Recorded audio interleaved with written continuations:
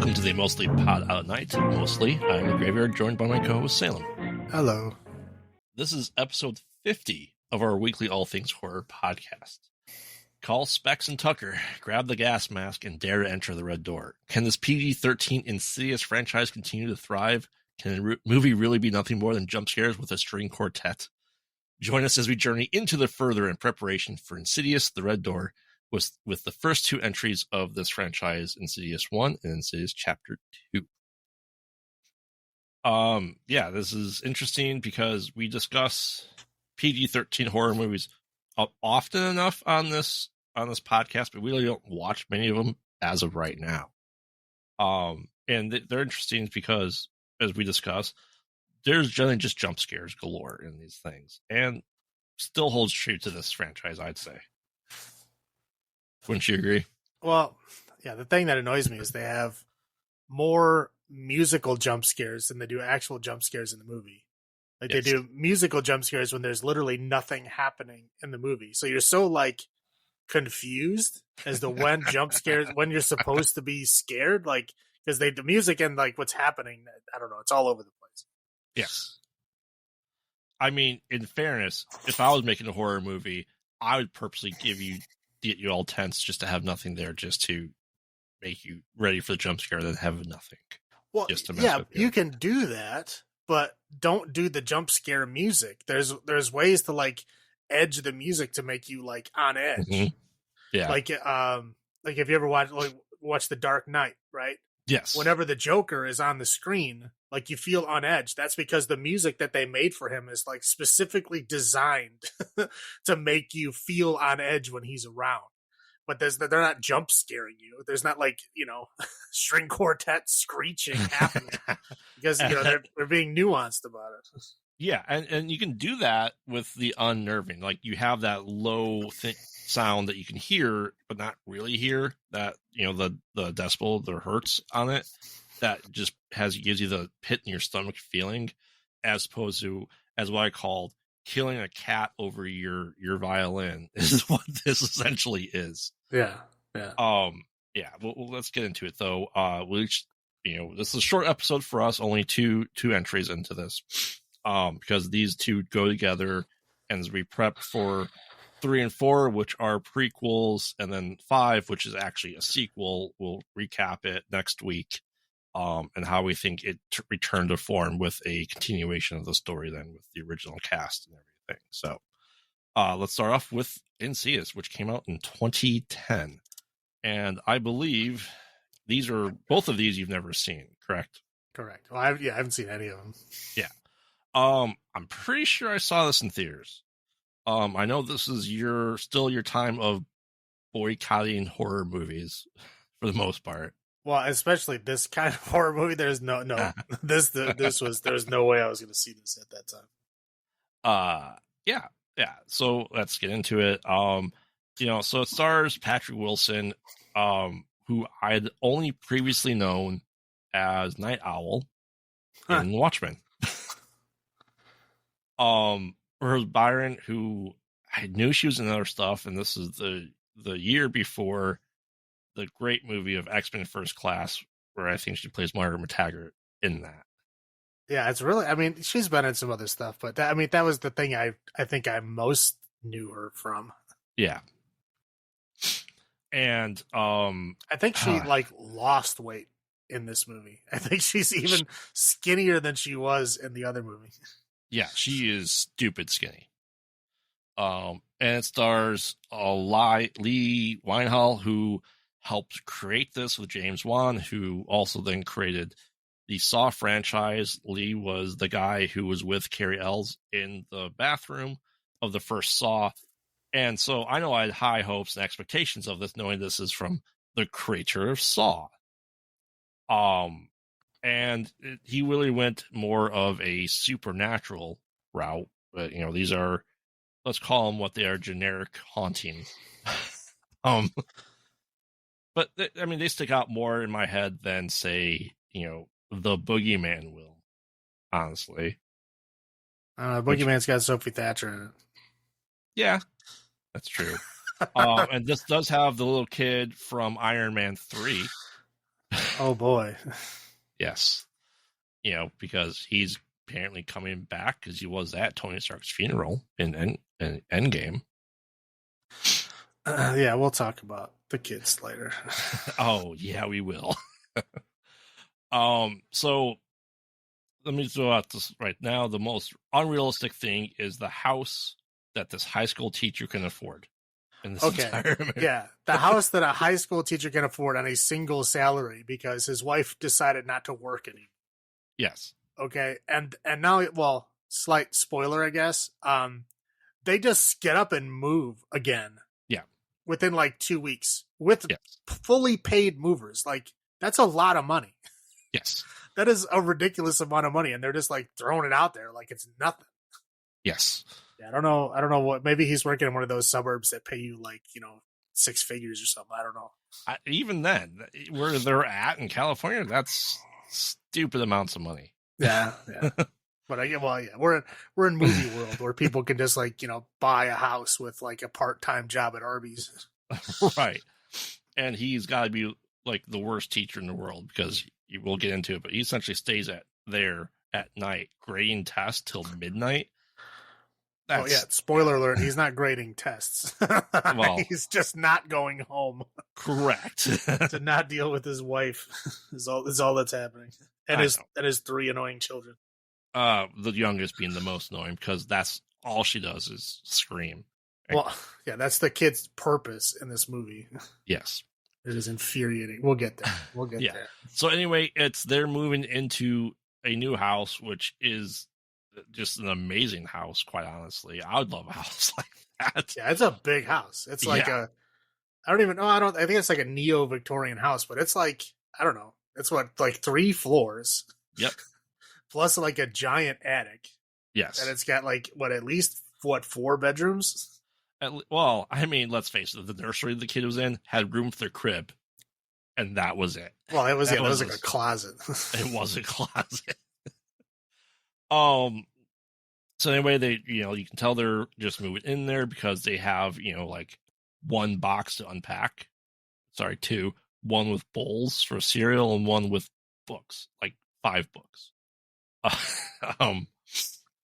You can tell that the mom is going insane because, 2 young boys and a baby girl that just screams and screams and screams, sleeps for a couple seconds, and then screams.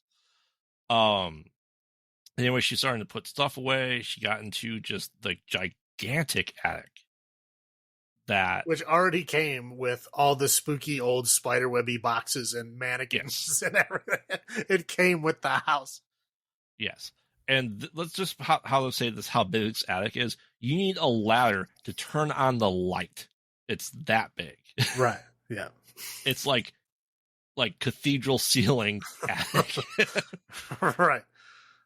And my thoughts was, why is there no light switch? Granted, it has to be there for it to come and play because we show it's there because of plot. Right. So she's, in there, she's kind of spooked by it because it has its own fireplace in it. Yeah. Well, yeah. Then she breaks the rung on the ladder, and typical asshole move, she just puts the rung back on. Yep. Knowing that it's completely broken, so that the next person that steps on it is for sure going to hurt themselves. Yes. Good job, lady. Yes. So yeah, that's just their married life. Clearly chaos. She is a music composer or writer, and she's trying to write songs, and surprise, surprise, when she plays the piano, the baby wakes up. Yeah. Well, again, the baby's on the 3rd floor. She's on the 1st floor. So yeah, I highly doubt the baby heard the piano. Yeah. So yeah, like I said, the chaos. It wasn't like it didn't have a string quartet volume or anything. No, the baby does. Yes, the baby for sure does. So like I said, it's the chaos of the move. Then the husband just kind of being distant and staying to grade papers late because, let's face it, I don't blame him for not wanting to go to that chaos at home. Well, grade anything. To be fair, he started doing that as soon as the wife started getting flaky. Yeah. As soon as the wife was like, things are like falling off of shelves. Things are happening in the other room and then I go in there and I swear that someone was there. And he's like, okay. Mm-hmm. Sure. All right. Yeah, I gotta stay late to grade some papers. Yeah. Yeah, the guy, he's just a jerk. Oh, yes. So anyway, the Colton and is the one Dalton, and I don't even care to remember the other boy's name or the baby's name because it plays. The baby's name was Callie because I remember I was saying bad things to Callie. What was the other kid's name? Fenton or something or Foster. Foster. It's close enough. I knew it was who cares? Doesn't matter. They play really no plot to this for the most part. Yeah, they're just there for annoying you in the first half of the movie, and then they're not there for the whole second half of the movie. Yes. So anyway, the Dalton sneaks up, goes into the attic because, apparently the kid has no fear of anything because most kids his age would not go into the attic. He's a superhero, man. That's true. He is a superhero. Goes to turn on the light, and look, the broken step's still broken, and he falls like from the second rung onto his shoulder. Nothing wrong with that. He gets like a bump on his head. Correct. But like the kid's fine. Like yeah. So they're like, okay, cool. Like not even like a welt or just a bump because if you fall and hit your head and you see a lump, that's good. If you fall and hit your head and you don't see a lump, that's bad. That's when you go to the doctor. You fall and hit your head and there's a large pool of blood around your head. That's not good. Right. So they're like, all right, cool, go to sleep. And next morning, guess what? He doesn't wake up. Oh no. I know. And like, and then that's the plot device that moves forward. They go to the test. Yeah, like, doctor. Okay. Yeah, the next scene is like weeks later. Yes. Like it just jumps from like that scene, like, oh, he can't wake up. Well, we should take him to a doctor. And then it just jumps to like they're talking to a doctor and he's like, yeah, I don't know. And he's not really in a coma, but he's kind of in a coma. I don't know. Yeah, we don't know what's wrong. I got shit to do. You guys figure it out. Yeah, like they're talking like the diagnosis and the next step for some is like, oh, I got this page. Gotta go. See ya. And never see again. And then the next scene is her, like the nurse showing her how to feed the kid at home. So they're just like, yeah, get this kid out of here. Get him home. Yeah. So they obviously had an HMO. Yeah. So it's like 3 months later of this, and he's not doing anything, not waking up. And then scary stuff starts happening. Well, more scary stuff. More scary stuff. The whatever brother is talking about, they have like a Jack and Jill bathroom. He's like, can I switch rooms? I don't like it when Dalton walks up in the middle of the night. What do you mean he gets up in the middle of the night? Okay. Side note here, real fast. Yes. Have you always called it a Jack and Jill bathroom? Yes. Okay, I don't know where that. Sorry, when I was looking for a house, like the realtor was like, "Oh, look at this Jack and Jill bathroom." I'm like, "The what? What the hell does that mean?" Like, I kind of understood, like, okay, it's a bathroom with two doors. I get that. I just never heard that before.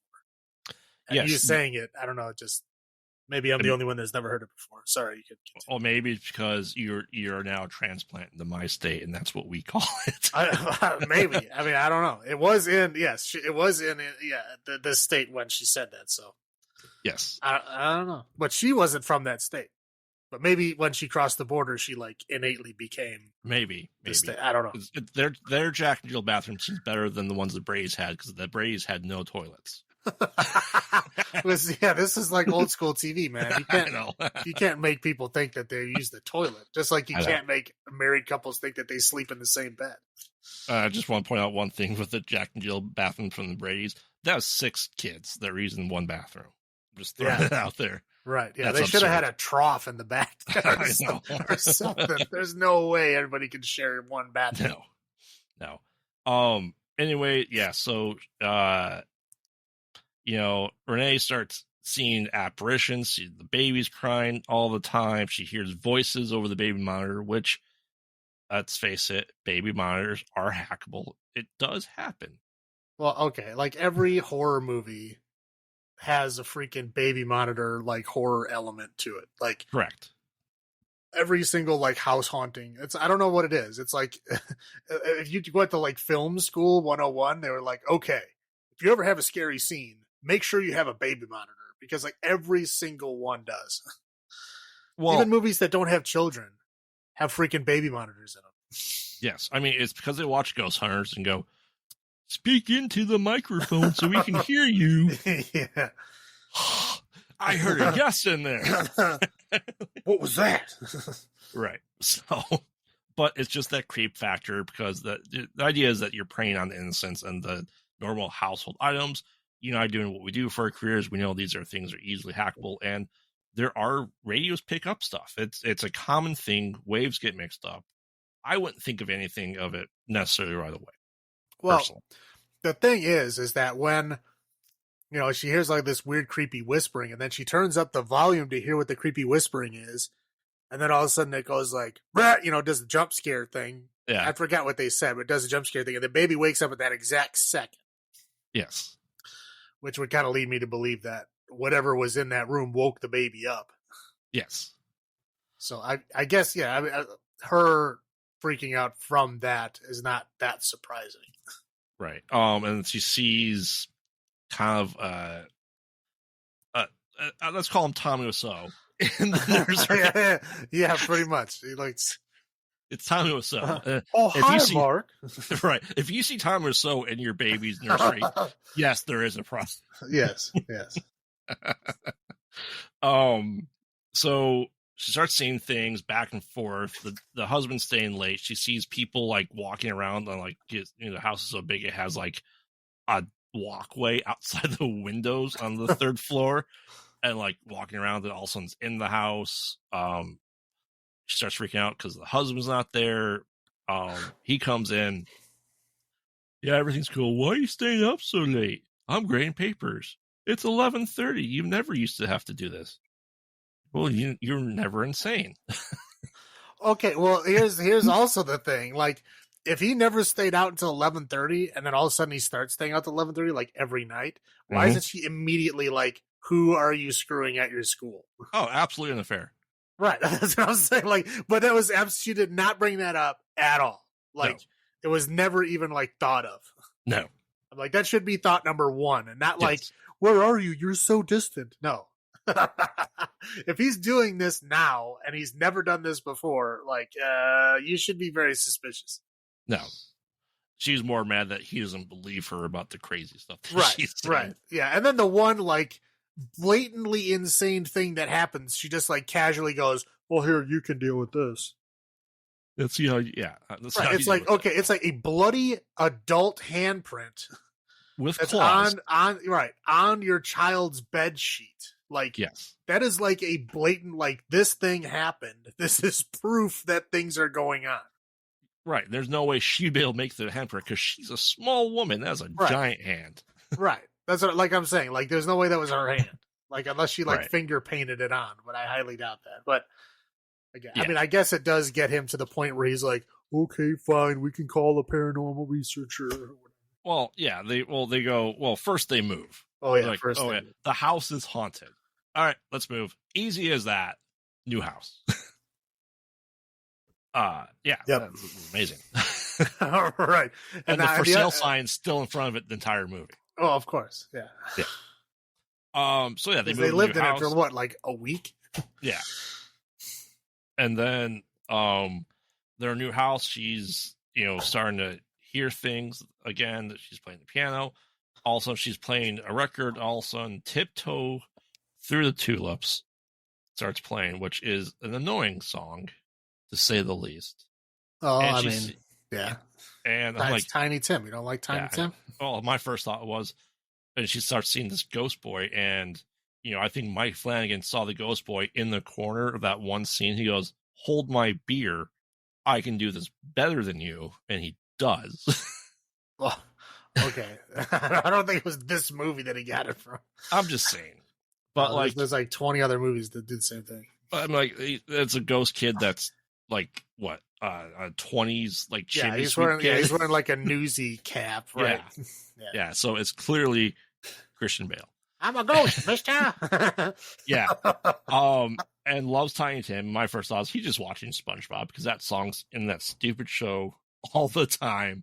It wouldn't be out of place because of the kids and the time frame. But anyway, essentially she plays hide and seek with the ghost kid.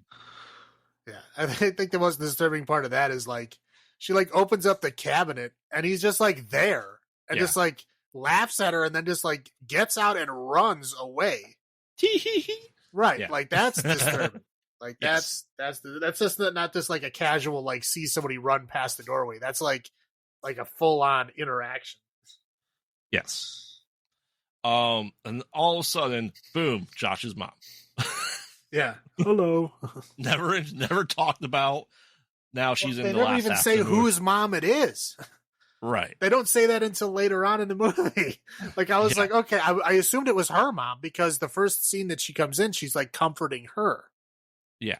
You know, and she's like, oh, you know, you're the only one that knows what you're going through. Like, I'm here to support you, blah, blah, blah. Like, it sounds like her mom.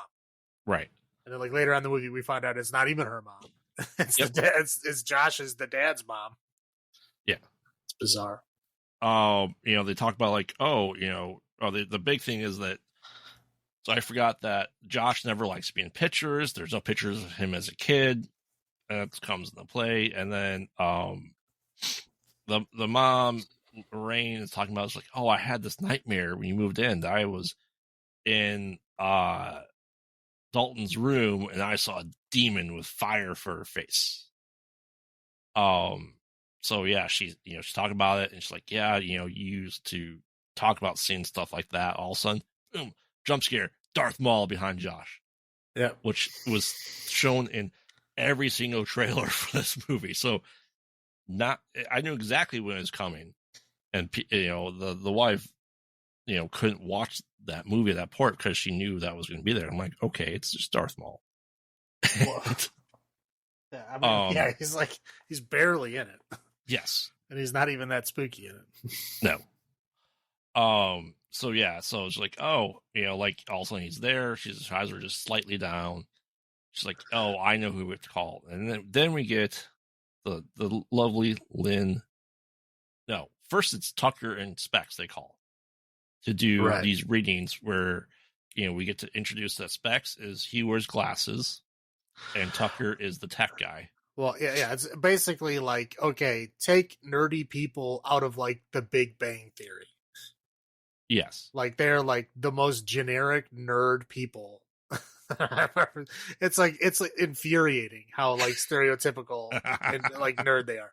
Like they literally like Tucker like opens the door and then that's when he takes his first bite out of the hot pocket that he's carrying in his hand. Like one, it still has the microwave jacket on the hot pocket. You don't have a hot pocket in your car, which means you cooked the hot pocket at home, held it in your hand the entire ride to the house, walked up to the house and waited till they answered the door to take a bite of your hot pocket, which is now frozen, cold. Yes. So stupid. Maybe he knew that when you cook a hot pocket, it's lava inside and it has to wait like 30 minutes before you can eat it. Okay. And then Specs walks in the house and we know he's a nerd because he immediately goes in a box and pulls out, oh, look at this. This is a Space Fleet collectible. This is worth a lot of money. Oh, you should have kept it in the box though. Yes. Oh yeah, we know he's a nerd. Now we got two nerds on our hands. Like, yes. Come on, man. Do better. And they're like, okay, we're going to find this UV thing. That's just a toy. Yes, it is a viewfinder with different color filters on it. If that's what you're going for, as long as it works. Right. Doesn't matter if it was a toy. I mean, you can convert toys into functional things. Right. And they're talking about all the stuff and they go, oh, shit. Yeah, we need to call in someone better than us here. So they call in Elise. Because they see like legit ghosts in the viewfinder. Yes. And that's when they're like, oh, okay, this is not just like, people being, spooked about something stupid. This is like for real. Right. And, everyone acts like they've never seen a ghost before. And these people, at least should have seen it in theory before. Okay. So like you've these are seen the ghosts. Ghost Hunter shows, right? Yes. Have you ever seen an episode where it looks like they've never seen a ghost before in their life? No. They always act like that. That's just how they act. Yes. So imagine Ghost Hunters meets nerds. Yeah, well, not real nerds. Big Bang Theory nerds. Okay, Ghost Hunters / Big Bang Theory nerds, and you know exactly what it is. Yes. Ghost Facers from Supernatural, which I know you haven't watched, but that's the Ghost Facers essentially. So Ghost they call it Facers. Yeah. Okay. So anyway, they call in Elise that she is, psychic. Like, oh yeah, here's your $600. See ya. No, they're full of crap. And then the door keeps opening and alarms going off, which he doesn't set his alarm to his house until like midnight. And then Dalton's room is just like destroyed, like upended. He's on the ground. Like, okay, something's going on here. Clearly, he didn't do this himself because it was like locked and they heard all the stuff. They call him back in, and they start their seance. So they're talking about, Dalton's not really in a coma. He is a traveler. It has the ability to go into his sleep and go into the further, which is essentially, I would say, the veil. Would you call it the veil? It's like he's astrally projecting himself into another dimension. Purgatory. Well, it's just like Doctor Strange. Yeah. But the veil being that slim line between our dimension and the dead dimension that can interact with us. And, Halloween is that you're supposed to be able to go through the veil easier, all that jazz and stuff, right? It's supposed to thin. Yes.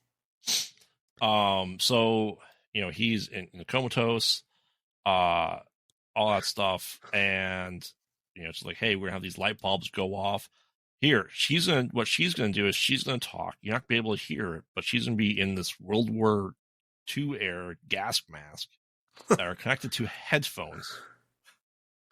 So Specs can hear what she's saying and write down what he's hearing as well as the responses. The call and response, but with a gas mask and headphones, all while Tucker is taking pictures and trying to see things.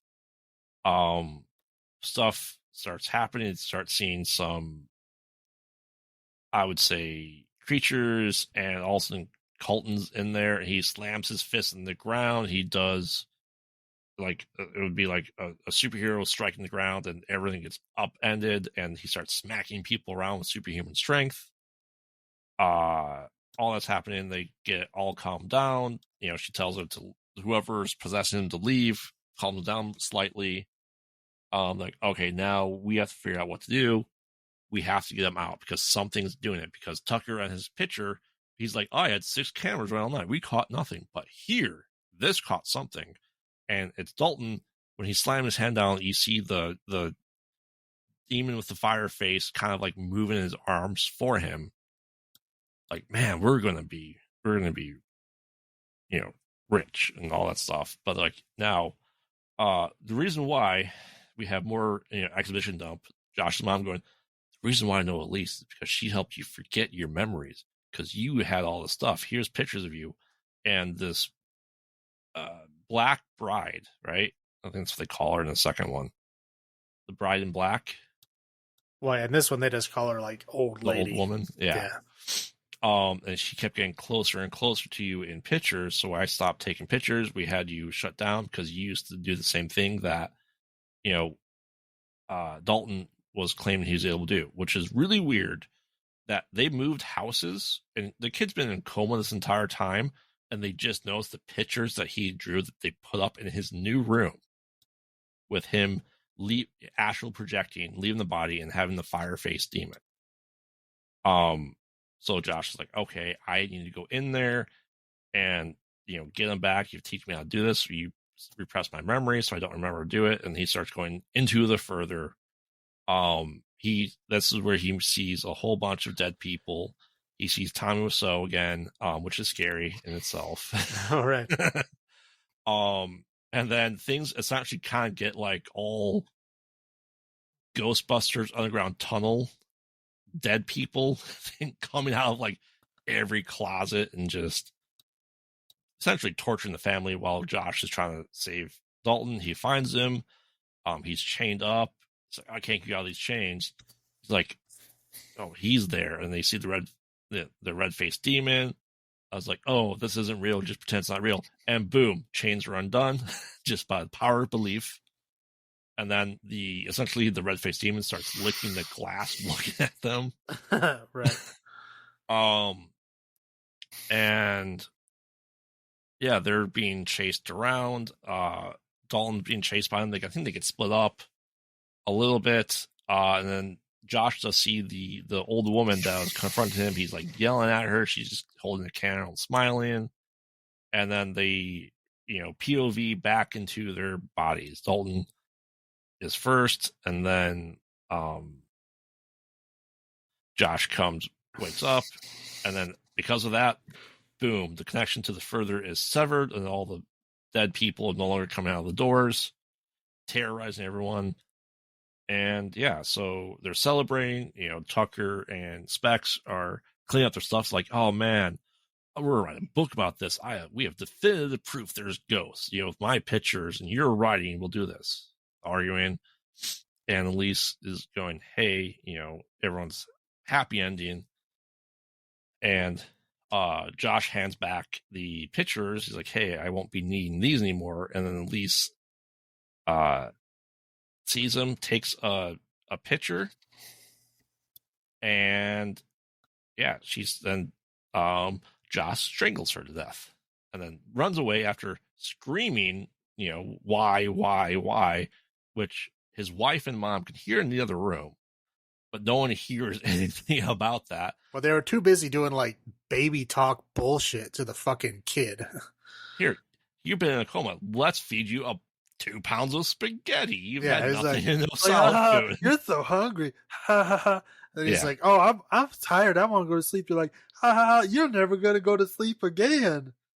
You slept too much as ha ha ha. Like they're all giggling and laughing while the lady's being strangled to death in the next room. Right. Loudly screaming. Like this is not a quiet death. And they're just like, ha ha ha ha. And they hear, why? Right. Like, she's dead. They're like, oh, Lisa's being so silly in there. Yeah. And, essentially Josh is like, oh man, what happened? And she's like, look at the picture on the camera, and it was the old woman. Gasp. Movie's done. Gasp. So clearly not Josh. So bad ending. Absolutely. Bad ending. Not only bad, but abrupt. Yes. It's like, oh, this is bad. Cut. There's not even like a lead out or nothing. It's just like bad ending. Oh shit. Cut. Done. Well, not only that, cut. Stupid jump scare with the name of the movie. Then credits roll. Right. Yeah. Insidious. Roll credits. Like, really? Yeah. So yeah, that's the movie on the whole. I'll go into my first thoughts. I saw this in theaters. At the time, I go, you know what? It's okay.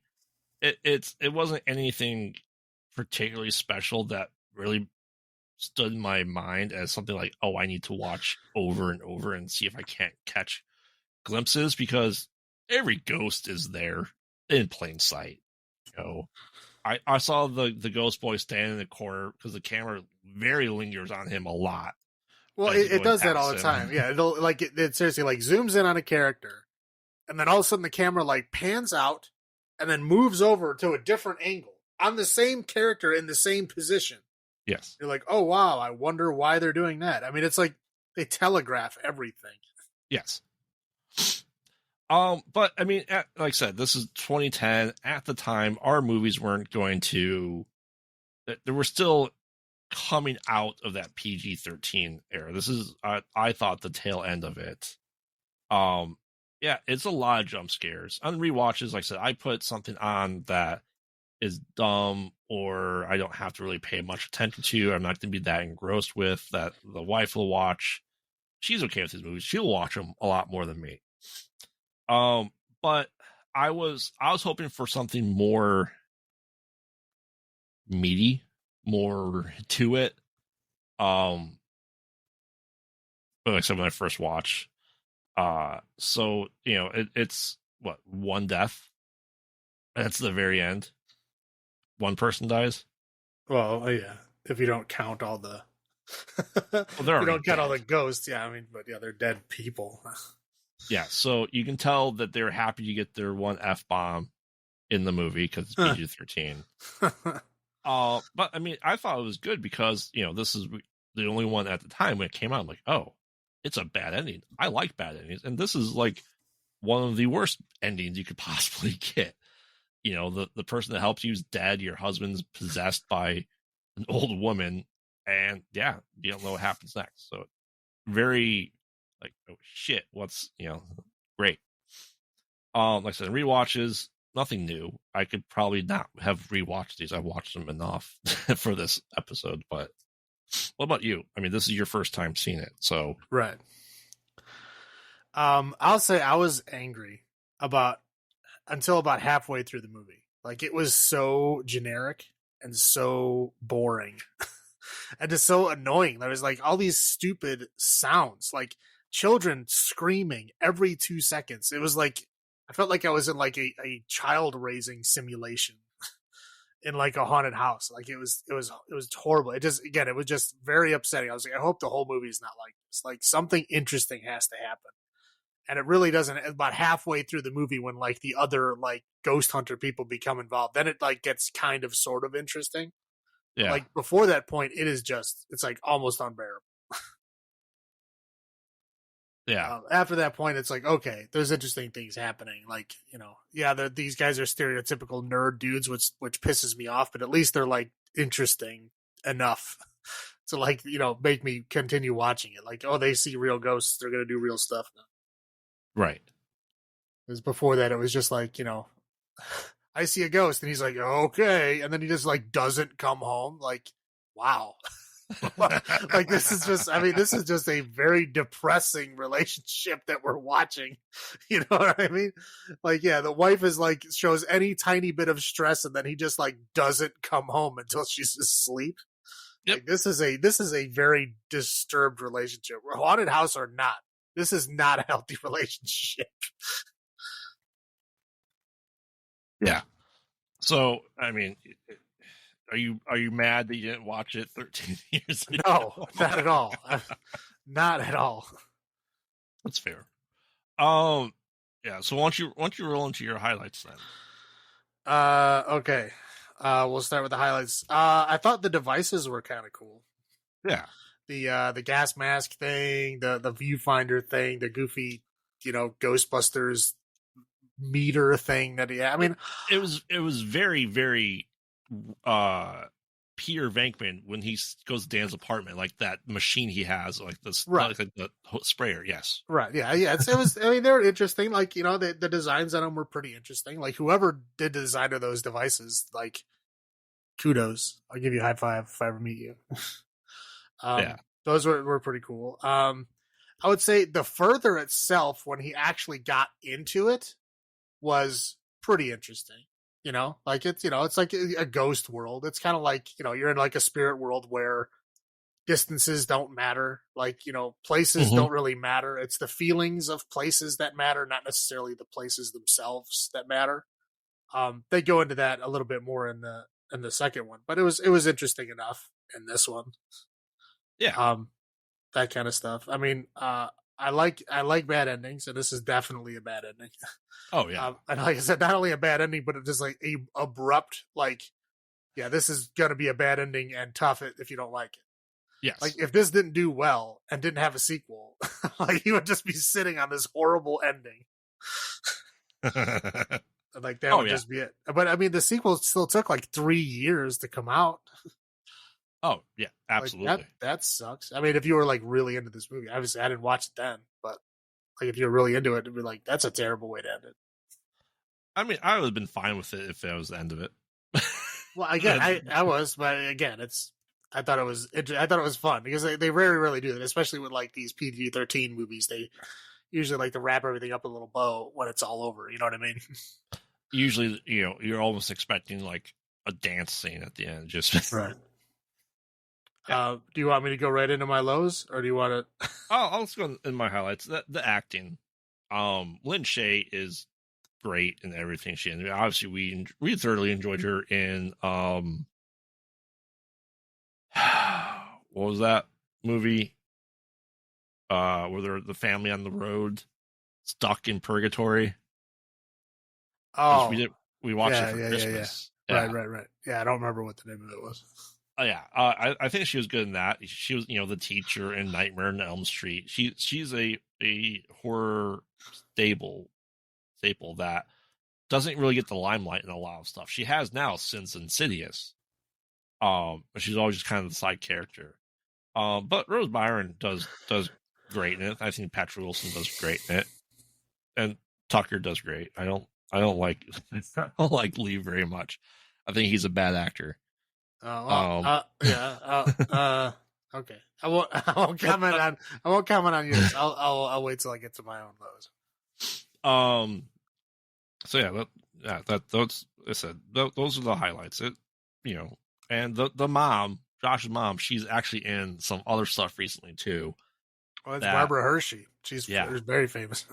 Yeah, and she was in one of the Welcome to Blumhouse stuff on Amazon, which I thought was really great too. Mm-hmm. So, all right, why don't you go into your low points then? Because we're probably gonna have a lot of the same low points. Okay. One is there's too many goddamn kids. Okay, like that. What the other kids are pointless. Like, what is the point of this? Like, again, I felt like I was watching like a child raising simulator in a haunted house. Like, there's just children screaming all the time. Yep. Every single like ghost appearance, the first half of the movie has to do with freaking children. There's a child in every room making noise. Yes, it's like playing with the toy or screaming or doing something stupid. It was just, again, the first half of the movie was like infuriating to me. And they were just so loud. Two, the alarm on that house. Like I literally had to mute the TV. It was so freaking loud. I've never heard it like that ear piercing like that. I've never heard a house alarm that bad. Well, no, I don't know why he doesn't set it very often. Oh God. But he said it like, and he literally went right upstairs and then he like came downstairs and like investigated the entire house before he shut it off. Yeah. So like the thing is squealing for like 5 minutes. I'm like, how did this get through editing? Like, how did the people watching this go like, wow, this alarm is really annoying. We should probably shut this off sooner. Nope. Let's let it go for 5 minutes and then unnerve people. Yes. Now you said acting was good. I'm going to say the acting was bad. All around? I would say Barbara Hershey did pretty well. Rose Byrne, I think, was overacting the shit out of it. I mean, she was like just putting it to 10, man. I mean, she was like pushing it to 11, right? And then Patrick Wilson is just kind of like, meh. Like, he didn't give a shit. Even when like he was like going to rescue his son, he was just like, yeah, I guess so. Well, all right. Okay. Yeah. Oh, yeah, I guess I can remember this. Okay, that's cool. Let's do this. Like, he had like no emotion. The only emotion he had is when he was pissed off at his wife. That's why I say, like, this relationship was very bad to begin with. Like, this is a relationship that probably should have ended in divorce before they moved. Especially moved the second time. Like, you probably should have, like, went looking for some greener pastures there, lady. But again, I mean, Rose Byrne is a great actress, but again, in this one, I think she felt like she had to overdo it to like outshine the people that were underdoing. Because the kids, she had to chew the scenery for them. Like, again, the kids were terrible. Yes, which kids almost always are, but these kids were pretty terrible. Thankfully, like the kid was asleep for most of the movie, so he didn't really have to deal with the acting. It was just like kids screaming and doing dumb stuff, which is again annoying, but.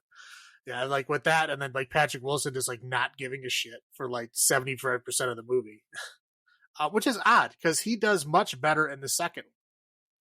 Like he actually has some emotion when he's like, well, we'll get to that, but like he actually does much better in the second one. This one, he just feels like he's phoning it in. Like again, the first 75% of the movie feels like he just phoned it in. Like barely there. I mean, yeah. the score is just stupid. I mean, we've already talked about it, but it's like they get this string quartet screeching stupid noise, and it happens all the time. Every time there's a ghost, there's this stupid sound happens. Whether the ghost is just standing there or whether there's like an actual jump scare thing happening. I mean, the sound literally happens while they're just investigating the house. Nothing is happening. They're just like trying to like make jump scares happen by sound alone. Without the visual aspect of it. Like, and I was like, what are you doing? Like, what are these people doing? Like, did they just screw up with the editing? Like, is somebody messing with them? Like, I don't know. I didn't get it. I don't know where it was going. I mean, the whole stereotypical nerd thing, I already talked about that. Like the whole Big Bang Theory nerd thing. Like they have to, these are nerd people. They have to say nerd things. You know, like Tucker has to eat a Hot Pocket, right? The Specs has to make a comment about how, this would have been more money if you kept it in the box. You know, just like stupid shit like that. Like, we don't need this, Big Bang Theory, like nerds in a box shit. Like, we're over this stuff, right? I mean, I guess at this point in time, nerds were still not chic as I don't want to say now that they are, but they're a hell of a lot more chic now than they were, back when I was a kid. Yeah. But I would say even in this time period, Big Bang Theory was already out. Everybody was like, all these idiots watch that show and thinks that's what nerdy people are like, which is not true. But that's what dumb people think nerdy people are like. Yes. And that's what these characters are. And it just does them a disservice. And I just can't stand it. I can't stand that show. And I can't stand when people use that cookie cutter template. It drives me nuts. Rose Byrne, not only was she overacting, right? She was just like a victim, right? She did absolutely nothing to change her circumstance in this movie. She just like whined and cried. And okay, she could have taken her fucking kids, gone to a hotel, right? She could have gone to her parents' house. She could have gone to a friend's house. She could have gone anywhere. No, all she does is wait for her husband to come home at 11:30 and then beg him to move. Like, think for yourself for like a half of a second, right? Don't be a victim. Don't be under the thumb of Patrick Wilson.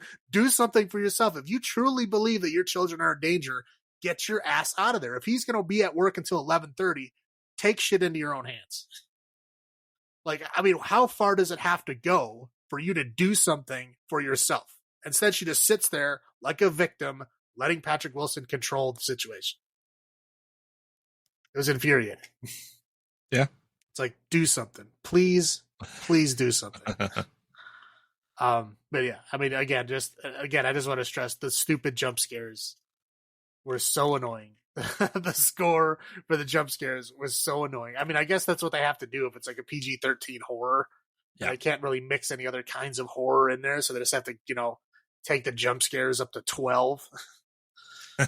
Whatever, I don't know. It's so many upsetting things. There's more things on the list, but I'm not gonna. Okay.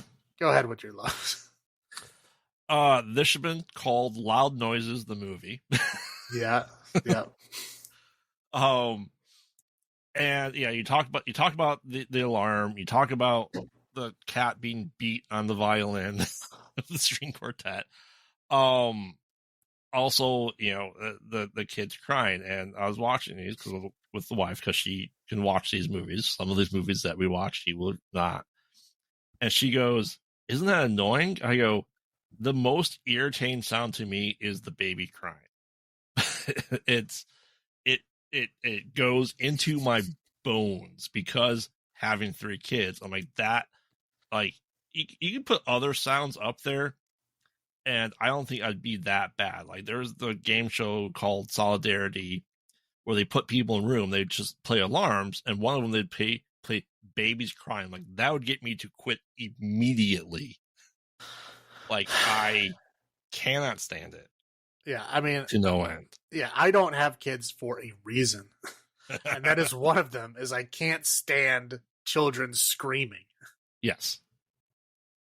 Yeah. So whenever that shit happens in a movie, like there's a movie that I want to watch and I won't watch it because people have told me that there's a baby crying for like 75% of the movie. So I just simply will not watch it. What movie is that? It's a movie with I think Robert Pattinson's in it. It's supposed to be like some space movie where like it's supposed to be like them dealing with space travel and like things, go wrong. Yeah. And they end up like going through a black hole at the end or something like that. Okay. And it sounds really interesting to me, but again, they also say that like, cause the child is, they're like starving on the ship. And so the child is like literally screaming and crying for like half of the movie. And I won't watch it simply because I'm like, nope, I'm not dealing with that. Even though the movie sounds interesting to me, I'm not going to listen to a child scream for an hour. Not going to happen. Yeah. It's bad. And another little point though for me is it like they see a lot of stuff. Like he sees the guy, he sees all the stuff, and he's very nonchalant about it, right? He's like, okay, I guess there's ghosts. Right, that's what I'm saying. Like he's like phoning it in. Like there's like no emotion. Like his wife is like again dialing it up to 11, like screaming and crying and like freaking out, and he's just like, whatever. I guess I'll save my kid.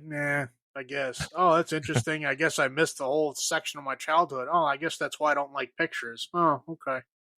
Like literally, that's like the emotions he has through that whole section of the movie. I'm like, dude, these are like revelations after revelations. Like, what are you doing? Why are you like just? Oh, okay, whatever. I guess so. Yeah, I mean, I think that kind of plays into his character a bit, that he's distant, especially all that stuff. He was sick of it. That's why he doesn't want to go home. Again, like I'm saying, the relationship is a bad relationship that does not deserve to continue on. Like they try to say like it's this big like love story of like him saving their kid. Like that's not like a good healthy relationship. Like she should probably get away from him. She should take those children away from him. Yes. Yeah. But yeah, the alarm is annoying. Like, and the cat being killed on the violin, 80% of the soundtrack. And as we discussed with sounds in horror movies, we discussed this a bit, especially with Halloween. Is you can have subtle music because there's not a lot of dialogue. That just that short little tension of the dun dun dun dun in Halloween was played spectacularly, and you can have silence be more impactful than noise and sound. Well, but they're leading up to it. They're building tension. Yeah. You're building a soundscape. You're leading people, in the direction that you want them to go. And they do have jump scare music, and that's okay because when it happens, it's a real jump scare. There's a reason for that to happen, right? Like, yes. It's just, it's giving you the big reveal. Like when there's a jump scare, like a cat flying out of nowhere, you're like, yeah, that's supposed to be there. You're supposed to jump, right? That's the point of that. But like this movie, like this movie just like does it all the time, and you're like, nothing is happening. There's no jump scare. Why are you doing jump scare noises? Right. So we paid the guy a lot of money for this one piece of music that we just have to do 80% of the music. Right. Yeah. It's like somebody like put it in as the soundtrack and didn't realize they were supposed to like match up jump scares to the sound. So then they did later, but then they forgot to take out all the other ones that aren't attached to anything. Yes. That's what it felt like to me. It's like random throughout the whole movie. Yeah, that's true. All right. So our out ofs this week are unnecessary jump scare music appropriately. Yes. I'll go first. This is 6.5 unnecessary jump scare music. 10 for me. What about you? I will say it's a 4. 4 unnecessary jump scare music out of 10. Like I said, the first half of this movie, I was very upset. I was like, something cool better happen because I am angry. That's fair. Things that happened that were interesting, but they were not that interesting. So, yeah. All right. Well, then why don't you go into our second one for today's episode? Right. Insidious Chapter 2. Yes. Insidious Chapter 2. Now, it doesn't pick up right where the last one left off. It actually goes back in time to when Josh was a kid. So when Josh was Dalton's age, And we get the whole thing of like a young Elise coming to the house with a young Josh's mom there with a guy named Carl, who's Carl. like the kind of, I thought he was like the Specs and Tucker type guy, but it looks like he was another reader type guy that just was out of his element. Yes. Like couldn't deal with it. So I guess I just misread that, but they do explain it later on. But at that time, I just assumed he was like the Specs Tucker at that time. But whatever, that's fair assessment because he had glasses. Right. Well, yeah, he had glasses, and he looked like he was holding like a tech thing when we first saw him. Maybe I could be mistaken, but whatever. So they do the whole thing of like, they like are videotaping him, trying to ask him questions. It's basically just kind of lead into like to show you what happened. How they had to like hypnotize him to like, take the old lady away or whatever. They're just kind of reintroducing the whole old lady was trying to get into his body as a kid thing. And I will say, the voiceover in this section of the movie is atrocious. It is so bad. Like you're looking at the lady's mouth move and the voice is coming out and you're like, this does not match at all. Like this is worse than Mel Gibson's voiceover in the original Mad Max. Like this is worse than like Arnold Schwarzenegger's voiceover in Hercules in New York. I mean, it's so bad. Like, wow. Because I'm like, this is definitely her voice. I was like assuming that they were just going to show like the back of her head, just so they didn't have to like try to. Nope, they go full on with her face, and the voiceover doesn't match at all. Oh, it's like bad lip syncing. It's terrible. I felt bad for the actress who did that. But anyway, so yeah, we're just kind of reintroduced to that whole thing, I guess, because it's been 3 years since the last movie, so you probably forgot about the key part of that movie moving into this one. So it just reintroduces you to that part. And then we go back to right where the movie ended, the first one. And then now everybody's mind is apparently wiped. Okay, because there was very clearly a picture of Josh being the old lady, right? Yes. Like they showed that at the end of the last movie. Like people saw it. Yes. Right? And then he very clearly, with his own hands, strangled Elise to death. Right? I mean, yeah. I didn't hallucinate. He strangled Elise to death with his own hands. And then again, everyone's mind is wiped. No one has now seen the picture of the old woman being Josh, right? The wife has suspicions, right? I mean, there are suspicions that, maybe Josh didn't come back the same way, but the picture that definitively proved it is gone and erased from everyone's memory. The police are like, so you went in another room and then a person was murdered in your house within a minute of you leaving the room, and then you come back and the person is just murdered and you don't know how? That's correct. Okay, you're free to go. Exit cops. Well, I was like, what? Like, what are you talking about? And then they're like, well, we have one last thing. There's like, very obvious, hand marks around her neck. We're going to do some handprint tests and see if that matches your husband or not. Okay, I'm like, now we're getting into the meat of this, right? Test came back. Nope, it wasn't his hands. That's it. Exit police, exit, like nothing. Like, again, now we're just starting fresh. Yep. Like, what? Like, how did that not match his hands? He very clearly strangled her to death with his hands. Yes. Like it was, whatever. I was very confused at this point in time. Like, did I miss something? Is this the third one? Is there something that happened in between here? But no, that's just how it is. Okay, so essentially now we're resetting a bit to the point where there's two timelines to this. I'm just going to kind of go down one until it gets to like the ending point, and then I'm going to go down the other because then that ends up being the kind of climax. Because I don't want to jump back and forth because that's confusing. Yeah. So we'll go on. Timeline one is Rose Byrne is suspicious that Josh has come back as not quite himself. Okay. they're like trying to live like their normal happy family stuff because the son is back now, and they're like trying to live a happy family life. And he's just like very kind of even more distant and weird than he was before. Like the kid catches him like mumbling to himself in the hallway. The wife catches him with a couple of things to where like she's starting to get spooky things that are happening in the house, but they're not really like threatening things. They're just like things that are happening. Like she keeps hearing the piano play in the other room. And she goes into the room and she finds out that it was a song that she wrote for Josh because she was a music like performer or like, what do you call that? Creator. And the first Composer. one. Yeah, composer. So this was a song that she wrote for him. So he keeps, or, she keeps hearing this song in that room and she keeps going to investigate. And she's like, why does it keep happening? And so he walks, so the husband comes in there and he's like, what's the problem? And she's like, some of the piano keeps playing my song. He's like, what song? And she's like, oh, this song. And she's playing it. He's like, I don't know what that song is. What song are you talking about?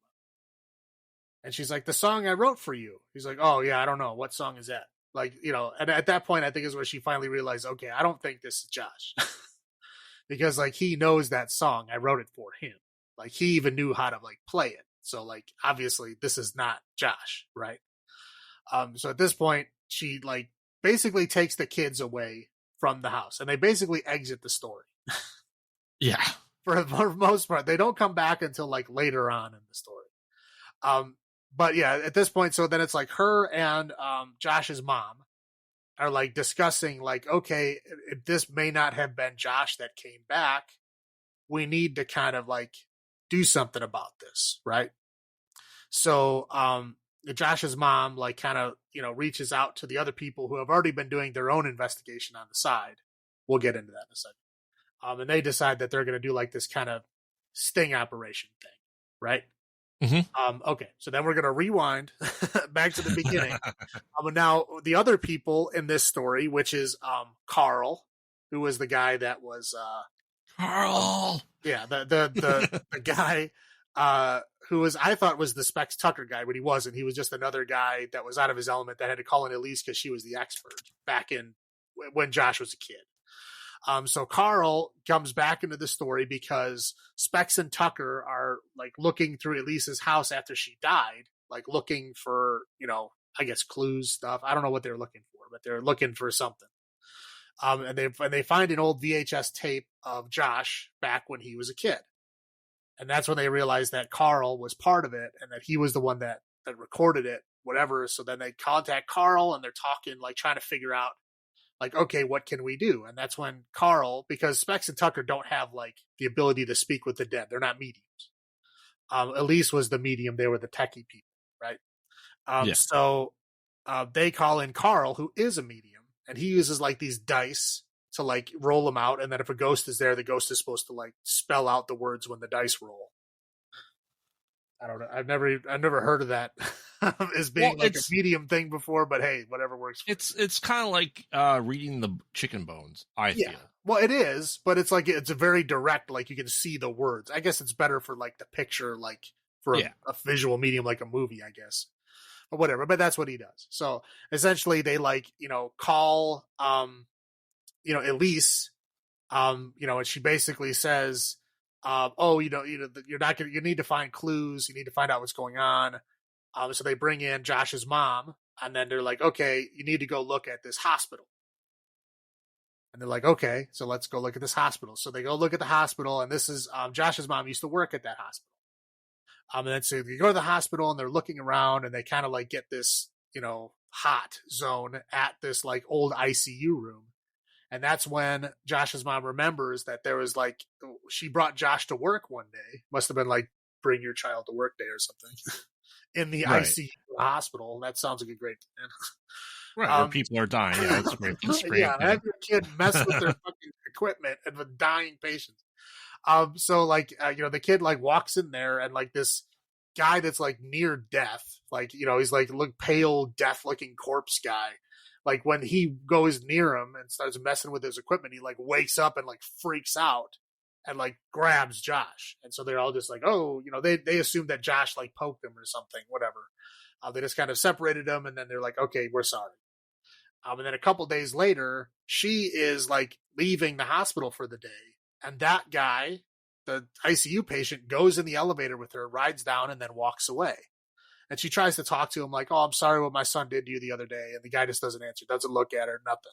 No reaction. And so she comes down and she goes to like the nurse's station and she's like, yeah, why is that guy just like leaving? He was in the ICU like 2 days ago. Like he should be like under observation. Who let him go? And she's like, I don't know what you're talking about. He died yesterday. Oh, honey, he dead. Yeah. Oh, he's dead. And so then she's like, oh my God, it was a ghost. Right. Yep. So at that point, they're like, okay, so that's what we're supposed to find out, is that this person was a ghost and somehow it's related to Josh. Right. Mm-hmm. At that point, they start asking the ghost questions there, and they basically say, you know, oh, you need to find out where the person is. So they're like, they check all the records, which of course they just left all the records in this abandoned hospital. I forget. Yeah, it is an abandoned hospital. There's no current people there. As you leave, when the hospital goes away, you leave everything paperwork related there. The patients just disappear. Here's the fucked up part. The fucked up part is when people go into like abandoned fucking like insane asylums and shit like that, most of the paperwork is still there, which is messed up. But yeah, they apparently do. I mean, a lot of the equipment that was there, they probably would not have left behind. But yeah, the paperwork, I mean, the records room being in that state is probably not true, right? Because like, you know, HIPAA stuff out there, that's very, very bad. But who knows? they get his address. Okay, that's the basic thing, is they get his address from his files. They go to his house. Of course, his house is also completely abandoned. And they break into the house and they're like looking through the house, and they like they end up finding like this ghost of this little girl who's like basically says like, oh, if you make noise and my mommy hears you, she'll make me kill you. And that's, I think, the funniest part of the whole movie is they don't say a word and they just back out very slowly. They don't even say like what, nothing, just like, yep, I am leaving. Like I would do the same thing. Like, you know what? That's a good call. I'm just gonna not say a word and leave. But anyway, so they're like investigating this house, and they eventually find this kind of like secret room behind a bookcase. And there's like a whole bunch of corpses in there. Now, this is the part that I'm just like, what are you doing? Because if corpses are sitting in a room since 1986 at the very least, right? Mm-hmm. Yep. So this is now what? Almost 20 years. Well, at that point in time, it was like, yeah, it was about 2010, so 24 years. Right. Yeah. So a long time. Yeah. Bodies don't stink after like a month or so. You know what I mean? If they're just sitting out in the open, they will eventually like, you know, turn into some kind of goopy, nasty mess, but the smell will mostly be gone, especially after that many years. No, the sheets held the stank in. Right, yeah. I mean, okay, the sheets would also be covered in like nasty sludge, and there would be like, what do they call it? Slippage, where like the body like liquefies. Yep. Like, yeah, there would be that all over the floor. I mean, for sure, it would be gross, but it would not stink. Like they were like, oh, it stinks so bad in here. Like, nah, it would. But whatever. Maybe it was ghost stink. I mean, okay, we're dealing with ghosts. It could be ghost stink. Let's call it ghost stink. Right. So anyway, they go in this room and they basically discover that this old man that died in the ICU was a guy named, what was Ronald? Royland? Tucker. What? No. It was a man with an R. Whatever. He had some like old timey name. And he was the killer. And he killed like 15. Parker. Parker was his last name. They just called him Parker. Yeah, they did. They didn't call him Parker, but he didn't have a first name, and they called him that several times. I can't remember what it was. Anyway, it doesn't matter. So they find out that he was a killer. He killed like 15 people. He did it in the name of his mother. His mother told him to kill people, and he did. And his mother was like extremely controlling and made him dress as a girl. Right. So no, you're right. His first name was Parker. His last name was something with a C. Yeah. But Whatever. you want sleepaway camp because this is how you get sleepaway camp. Right. Yeah, right. So so the mom is dressing up the kid as a little girl, like saying your name isn't Parker, your name is Marilyn, Meredith, whatever. Something like that. Yeah, the mom is like this creepy, like weird, like 1950s, like super mask.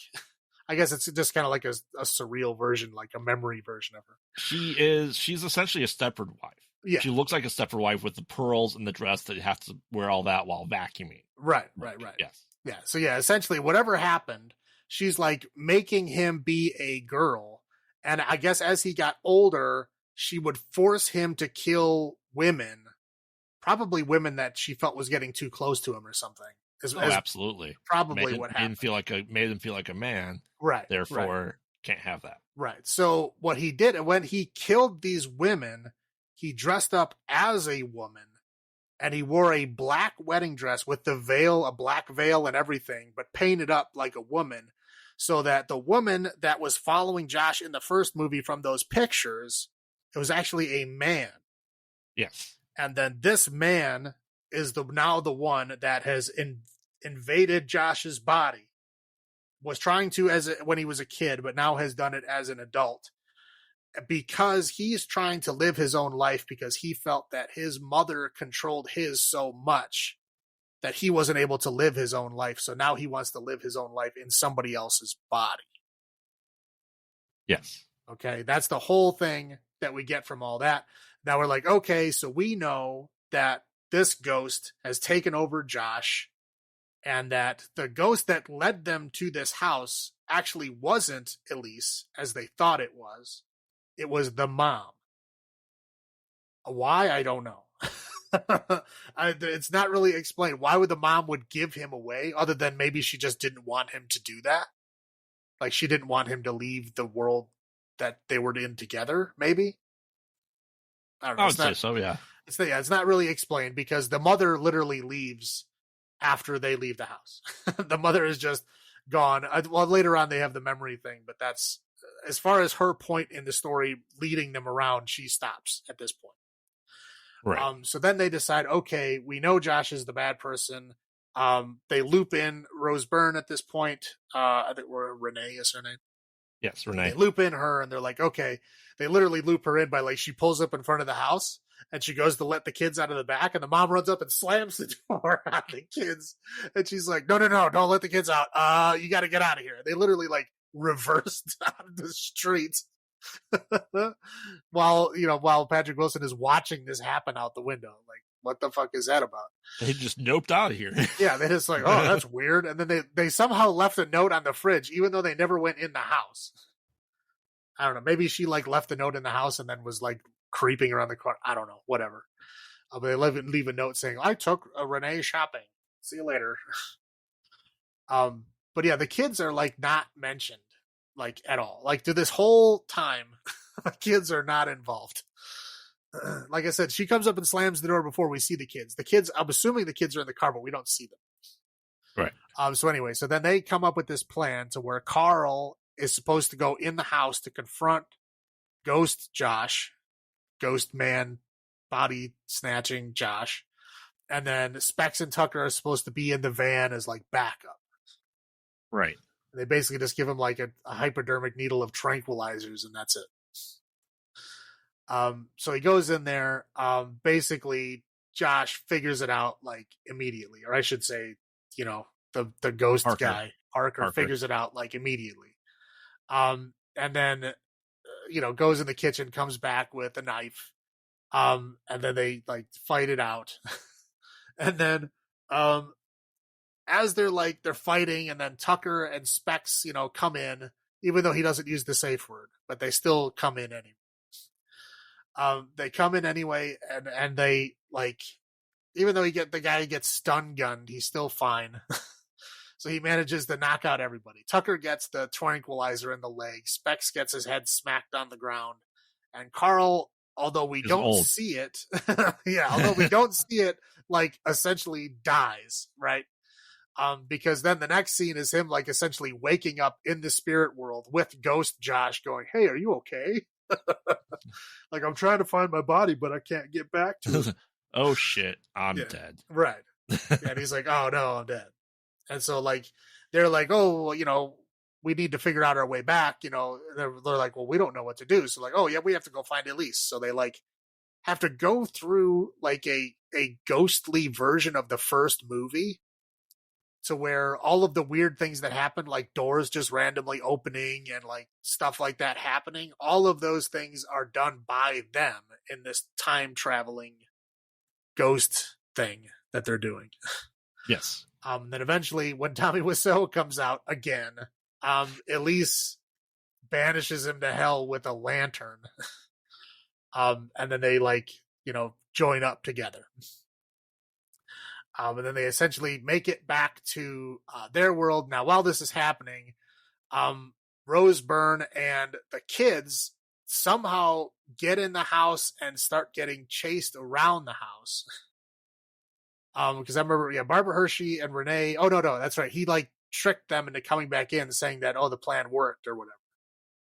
I think he texted from Tucker's phone or something. I think that's what they said. Yeah, they got a text and everything's Right. cool. Yeah, they said everything's fine. So they come back, and as they come back, like he attacks them. He locks his mom in a closet with an old timey key. And then she's chasing Rose Byrne around. Now, Rose Byrne only has the two boys. The little girl has just disappeared at this point. Who knows where the little girl is? She's probably still in the trunk of the car.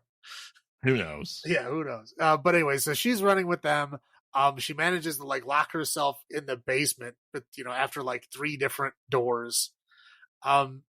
He's like slowly breaking through the doors, like Shining style.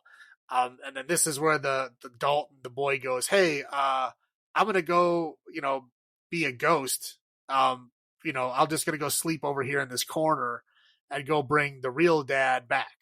So like yes. you just like hold him off. Like, okay."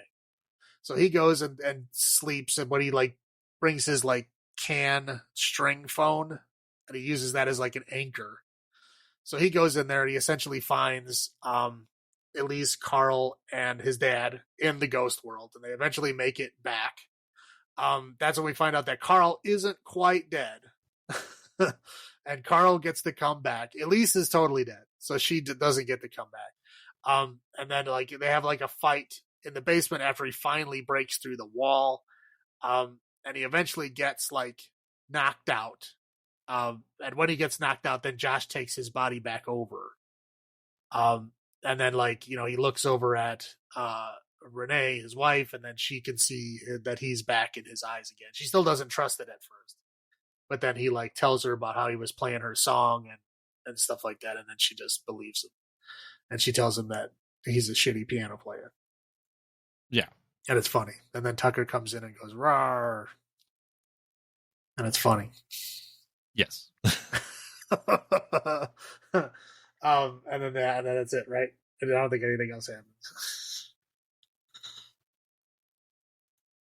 You're saying that's the end of the movie? I think so. What else happens? They go. Tucker and Specs go visit a little girl's house at the end with Elise. With the ghost Elise, right? With the ghost Elise, and the little girl's able to see her, and then they go see like, oh, she's looking behind the little girl, and then she gasps, just like the wife did, in the first one. Right. I don't know what Ghost Elise is afraid of. The red-faced guy, probably, because he never comes back. He's like barely mentioned in the second movie, and in the first movie he wasn't very much of an antagonist. Yes, like, he was like barely there. And then like that, once they got away from him at the end, like he wasn't even the main antagonist. It was the old lady. Right. That was actually a man. Right. So yeah. So Elise is dead now, is afraid of other ghosts. Right. Which is weird. Correct. And Tucker, of course, is eating another Hot Pocket. Correct. There you go. Now into the movie. Maybe that's like his icebreaker. Maybe he wants somebody to mention it so he can talk about it. I mean, it's possible. And some people do that. Some people come into a room with weird shit in their hands and they want you to say something so they can talk about it. All right. So I know this was a first watch for you. Mm-hmm. When we get into your initial thoughts. This one is more interesting than the first one was. I mean, there was the stupid, when she was like hearing Josh like trying to call to her from the house, there was like all this stupid like the goddamn baby freaking what was I don't know what the bumper car thing, like it kept Yes. going off, and it was like they purposely made it as annoying as possible because like when it goes off it's like four different songs playing at once, but they're like all off key and they're all like out of time with each other. And it is like, oh man, it's like almost more infuriating than the alarm from the first movie. And it goes off like all like I want to say like 5 times. They use that thing as a gag like 5 times. It's infuriating. But after that is over, which is probably about the first like 15 minutes of the movie, it's pretty interesting after that. So like the first half of the first movie was just like basically irredeemable. There's like nothing good about it. And then this one is like, there's really only the first 10 to 15 minutes, but even then still has a little bit of interesting stuff because you're like, is Josh a bad guy? Is he not? Even though we knew definitively he was at the end of the last movie, but everybody forgot about it. As you do. Somehow, yeah, somehow everybody forgot. As you do. When your husband strangles somebody and you have definitive proof that he is possessed by somebody else, you go, never mind. Yeah, well, again, if she's playing, she's not as much of a victim in this one as she was in the first one, but like again, she's playing the victim of just like, oh, I'll just do whatever my husband says, even though I know he's possessed by an evil demon. What is wrong with you? What is wrong with you? Yeah, I don't know. I don't get it. I don't know if the writer was just like an intense misogynist, or if there's like there's like no woman involved in the writing room of this. I don't get it. I don't understand what's going on.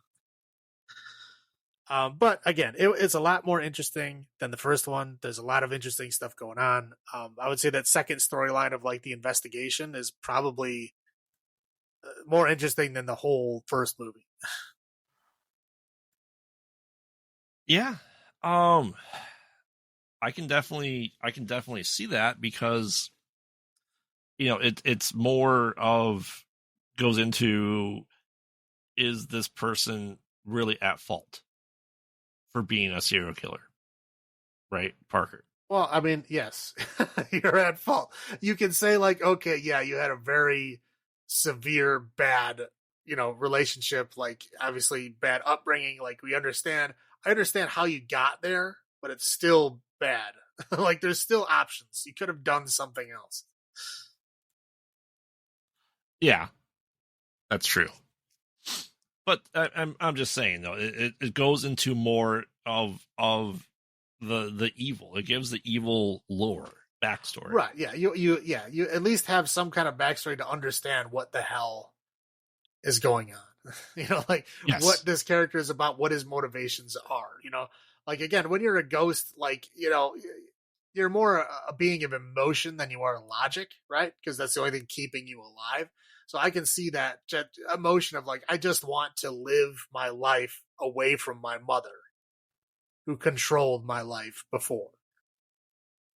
Yeah.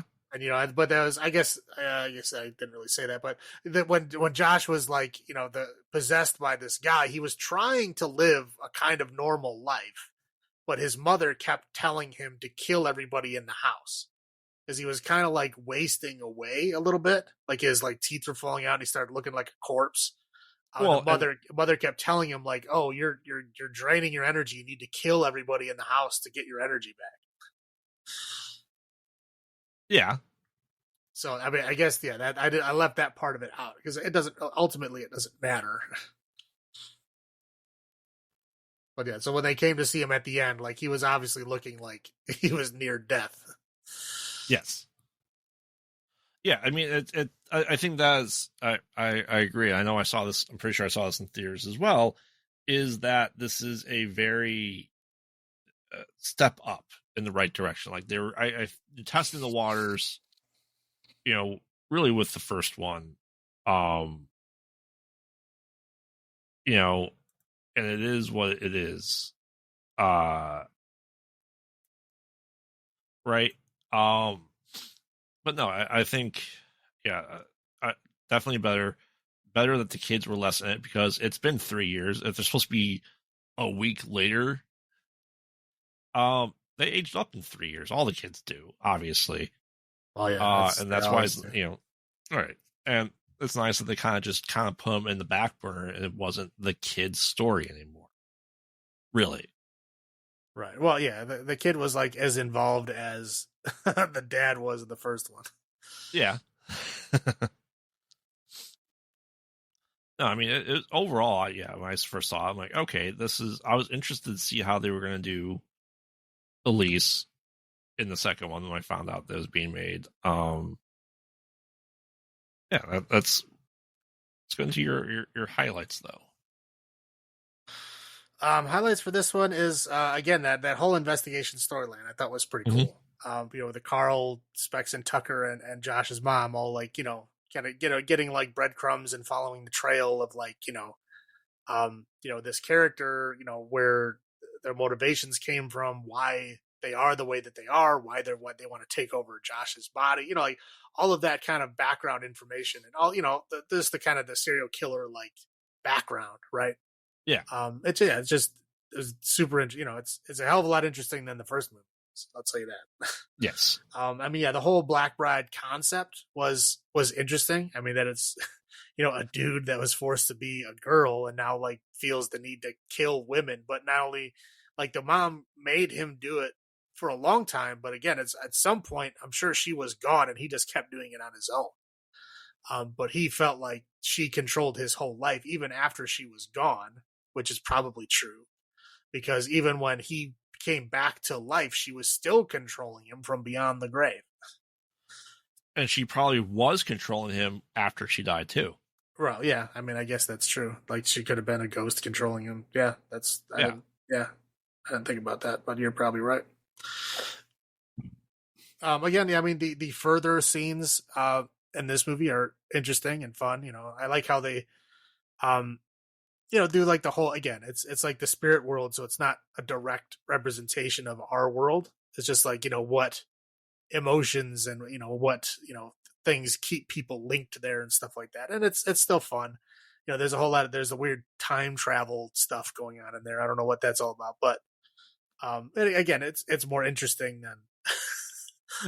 than the first movie. Again, I'll say it again.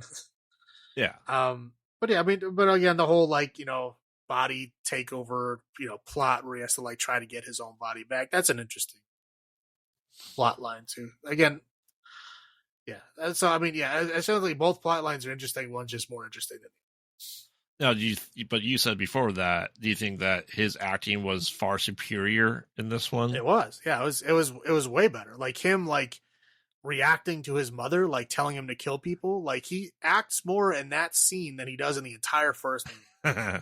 I'm not even kidding. I mean, like he is like selling it there. Like, so he can't actually act. I don't know what the hell was going on in the first movie. I don't know if they just like told him like, yeah, you're a guy that's married that doesn't want to be, and you hate your wife. Right. That's how he plays it off. He's like, whatever. Like, so not only does he hate his wife, but he hates his children because they're an extension of his wife. Like, that's what it feels like the whole first movie is. And he's like begrudgingly saving him because he has to, right? Because his whole family would judge him if he didn't. That's what that's what the first movie feels like. It feels like a bad father who wants to leave very badly, is forced to save his own children begrudgingly. That's what I feel like the plot of the first one is. And I think this one probably, having his life taken over by someone else, and he has to live in the fucking spirit world with his own bullshit for that long. I think he probably realized how big of a dick he was. He'll probably come back as a better person. Yeah, absolutely. Would you say a highlight is there's less dead cats on violins? Yeah, there is less. It's not zero, but it's less. There's significantly less. Yes, there's no random jump scare sounds without a jump scare happening in this one. Right. I figured that'd be a highlight for you. Yeah. Yeah. So, I mean, yeah, the acting was better. It was definitely, I wouldn't say more cohesive, but it was a better overarching story. It's nice, you know, that they did what they could. Obviously, they couldn't show the kids because of the whole age thing. That, you know, there was this tie-in, which is pretty amazing for it being 3 years later. Honestly, to tie up that cliffhanger, and usually bland, generic horror movies get sequels really, really fast. Yeah, that's what I was saying. Like, I was surprised when I saw it was 3 years later because, usually it's like the next year. Right. Yeah, Carl was fantastic. I liked him a lot. I liked that they gave Mom a lot more into the story too, because I think she was great. But I'll just kind of roll into my low points, if that's right with you. Yeah, go for it. She is the exposition dump. She is, oh yeah, I used to work here. Oh yeah, I know this person. Oh yeah, I know this person. Oh, you know, she's like, I mean, it's very true, but at least they made it interesting. And yeah, like I said, they had to bring her back into the story somehow. You know, it could just say you're Josh's mom, and they already went through the whole intro, like reintroducing you to like what happened to Josh as a kid. What else does she have to do? Right. So they had to weave her back into the story, and I mean, they did a pretty good job. But you're right. I mean, yeah, she does give you like half the story. It's true.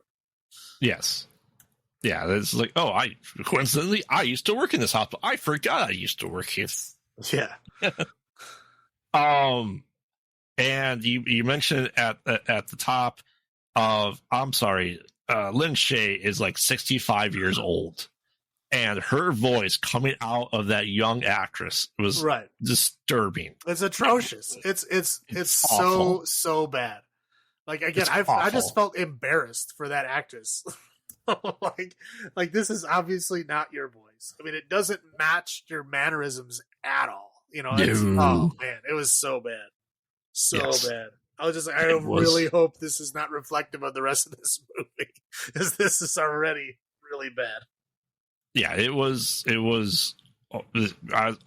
Every time I watch it, it bothers me to no end. It's like Uncanny Valley, but not like it's so off. Right. And you know, it felt as painful as watching a 70-year-old Samuel L. Jackson run trying to play a 45-year-old Samuel L. Jackson in Captain Marvel. Right. Like, why did her voice have to be Elise's? I don't feel it needed to be. It didn't, because she came back later in the movie anyway. So it's like she's already coming back. I mean, like, I would understand if like they decided not to bring her back as a ghost, and they just brought her. That was the only way to bring her back into the sequel, was to use her voice. That would make sense. You know, just because they wanted to keep her in the franchise. I get it. I understand. But they didn't do that. Like, she came back anyway. Yes. So, like, she came back as a pretty significant part. So it's not like it was even a cameo. Like, she was in the movie. Yes. Yeah, I didn't get the point of it. I didn't get it. I don't understand it. It was very, very off-putting. And it was like, if I was watching this, just like, you know, without, you know, watching this for our discussion, if I was just like watching this movie myself, I might have turned it off. Yeah, how bad and off-putting it is. Right. Like, if you watch this movie before you watch the first movie, you would just assume this is like the worst shit movie you've ever seen. Like, wow, they can't even match up the dialogue, and just turn it off. Yes, absolutely. Yeah, right. Hands down. Right. Awful. Yeah. Awful. It's so awful. And they revisit that with young her too, and it's still there. It's still off-putting. It's a horrible way to start a movie. Right. Yeah. If it was just like a cheap cut scene or something, like, okay, whatever, that's fine. No, this is like a full on, like 5-minute long intro scene. Yes. Like, and it keeps going. It's like, God, this is horrible. I'm like, that's definitely the other actress's voice, but what is going on? Right. I don't know the reasoning behind it. Yeah, I don't get it either. In the slightest. It's very much like I said. I have to throw that in there because I hate it every single time. It annoys me. That's my number one low for this movie, is that horrible bad voiceover. It's very off-putting. All right, let's roll into the rest of your low points then. It's mainly just too many kids, too much crying. That goddamn toy is like, again, it's only in the first 20 minutes of the movie, but they use it like 5 times. It's like Rose uses it like 3 times. The mom uses it a couple times. The dad even hits it one time. It's like, dear God. Mm-hmm. Like this fucking bumper car thing, which is obviously made by somebody in a prop department. It did not come off the shelf looking like that. So somebody like custom made that thing and then custom made it to be as annoying as possible. Like I said, the guy from the first movie, I'll shake his hand with the cool gas mask and shit like that. The guy who made that thing, I want to punch in the nuts. Or a lady. Yeah. I mean, if it's a lady, I will also punch you in your crotch area. Whoever it is, like horrible job. You don't deserve to make any more props. No. I mean, as someone that has kids, those things are annoying, and it is spooky to some people when they do randomly go off in the middle of the night when batteries start getting low. But that's why I have on-off switches, people. Well, yeah. Well, yeah, of course. You know, I grew up with my young siblings. They all had Furbies. And those things would go off in the middle of the night, like at the bottom of the closet. And you wake up like, what the fuck is that? You hear it's like, "Eta meme, eta." Like, what is this? What is happening? Yes. And it was like they hadn't touched it in like 2 years. And it would just randomly talk. Oh, yeah, those things are creepy as hell. But yeah, no, it does happen. I get it. It's just, but somebody custom made that thing to be as annoying as possible. Right. Here. Let's take this toy that's already annoying. Right. And make it even worse. Put like a bunch of blinking fucking lights on it and then make it play 4 different songs at the same time.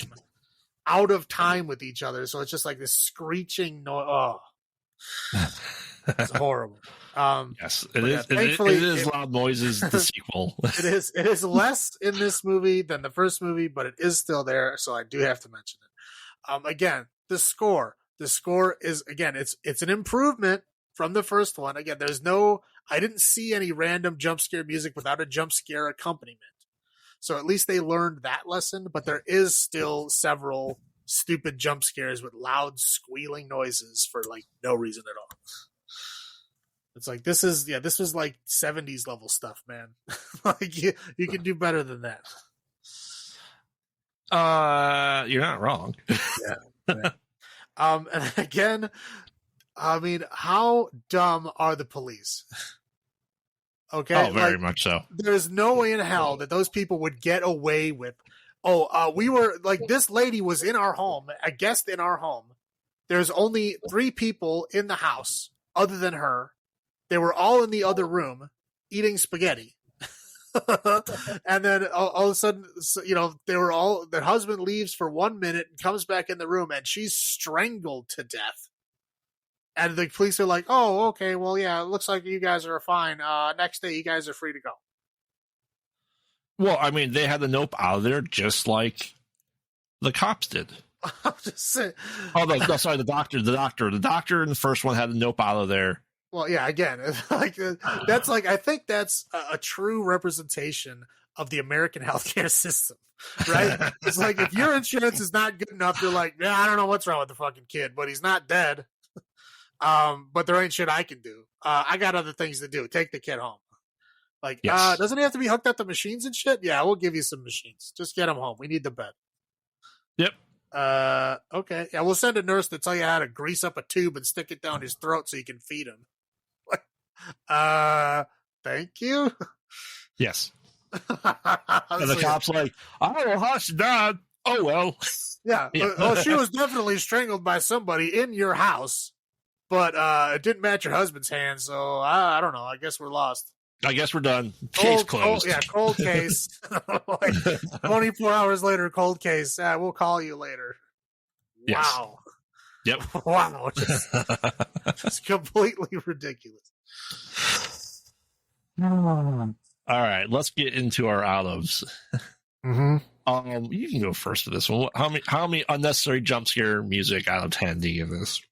Again, I will say it does get points for being better than the first one. It's still not great, but it gets more points. So I would say it's 5.5 unnecessary jump scares music out of 10.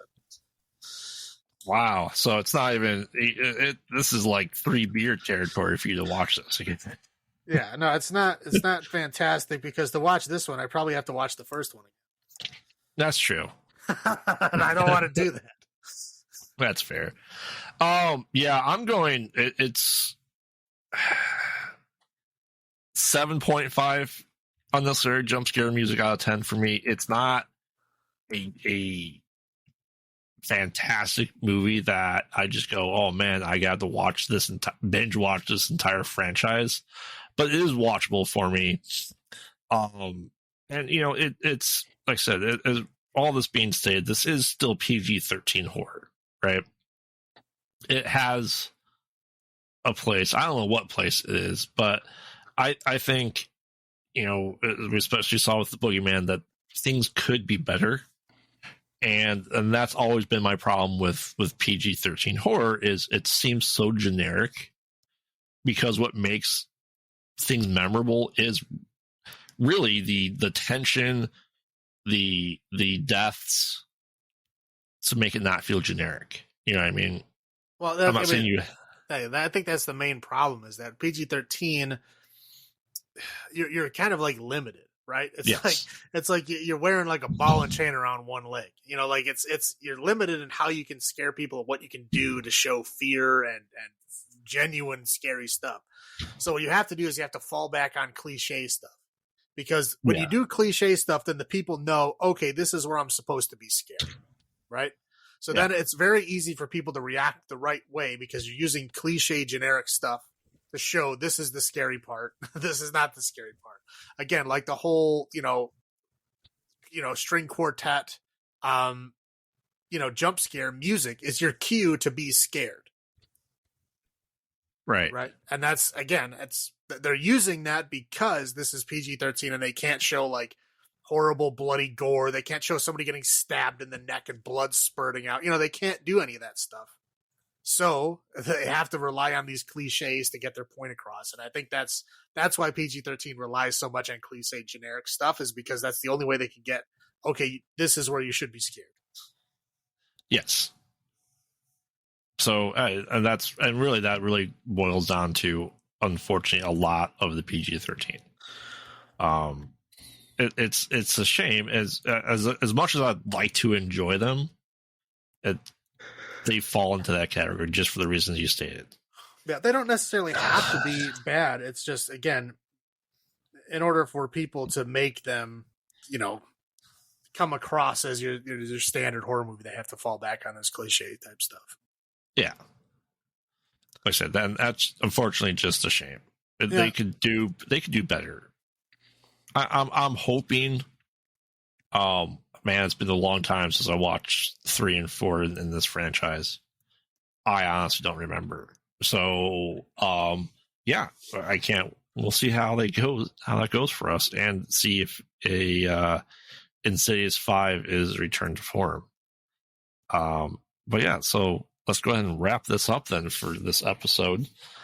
So past, present, future. What is behind the Red Door this time? Because the 5th one is called The Red Door, as we go into next week with the prequel and sequel entries of the Insidious franchise, with a conclusion, supposedly, of it with The Red Door. Now, I do see something on their Wikipedia that says TBA.